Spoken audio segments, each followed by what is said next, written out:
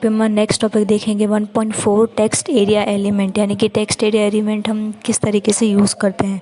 The text area element allow multiple lines text input, यानी कि हम क्या कर सकते हैं, टेक्स्ट एरिया में बहुत सारे लाइंस को हम लिख सकते हैं। जैसे कि हमें किसी का एड्रेस वगैरह लिखना हो, जो हमें सिर्फ एक लाइन में नहीं आ सकता, उसके लिए हमें 4-5 लाइन चाहिए। तो ऐसे किसी काम के लिए, एड्रेस वगैरह के लिए हम टेक्स्ट एरिया एलिमेंट्स को यूज़ करते हैं।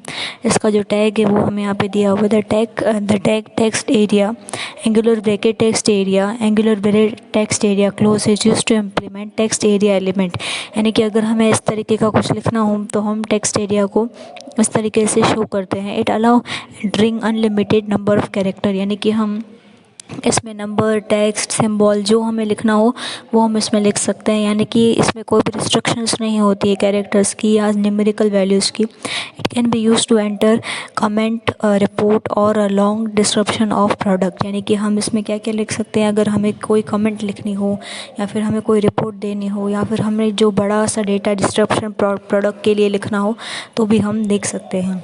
The size of an text area element can be specify using row and column attribute, यानी कि इसमें हम रो और कॉलम का यूज़ करके भी टेक्स्ट एरिया एलिमेंट लिख सकते हैं। The row attribute is used to set the number of row of text that will be visible without scrolling up and down, यानी कि हम जो रो एट्रीब्यूट है किस लिए यूज़ होगा कि यहाँ पे हमें ऊपर नीचे कोई डेटा करना हो तो हम इजीली इसमें कर सकते हैं। The cols attribute is used to set the number of column of text that will be visible without scrolling right और लेफ्ट, यानी कि यहाँ पे जो हमारे पास कॉल्स यानी कि कॉलम का जो एट्रीब्यूट होता है वो हमें क्या शो करता है कि हमें टेक्स्ट वगैरह लिखना हो with B visible without scrolling right और लेफ़्ट, यानी कि राइट और लेफ़्ट को स्क्रॉल किए बिना ही हम डेटा एक जगह पे लिख सकते हैं।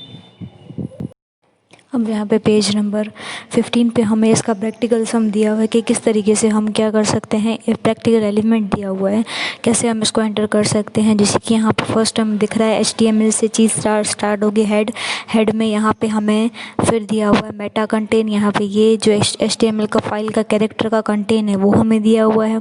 इसके बाद हम टाइटल दिया हुआ है, इसमें कोई भी टाइटल दे सकते हैं, फॉर्म हो गया, टेक्स्ट एरिया हो गया, कुछ भी यहाँ पे दे सकते हैं हम।